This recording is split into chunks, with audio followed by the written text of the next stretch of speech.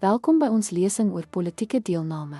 Vandag gaan ons die patrone ontleed van hoe verskillende groepe aan politieke prosesse deelneem. Politieke deelname behels verskeie maniere waarop individue aan politieke aktiwiteite deelneem. Om hierdie patrone te verstaan, help ons om te sien hoe verskillende groepe met die politieke stelsel omgaan.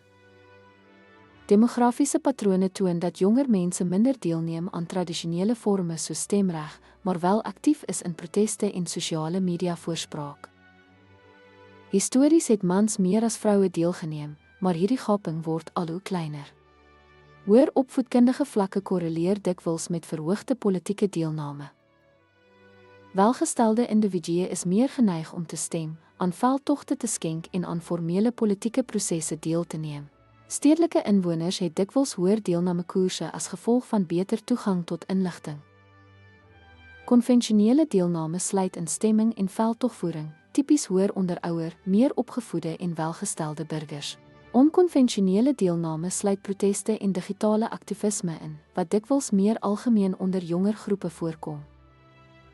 Sosiale netwerke en mediablootstelling kan hoër politieke betrokkenheid dryf.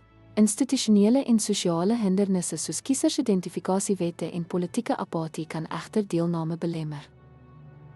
Om die diverse patrone van politieke deelname te verstaan, is noodsaaklik vir die ontwikkeling van strategieë om betrokkenheid te verhoog. Dankie dat u aan hierdie lesing oor politieke deelname deelgeneem het.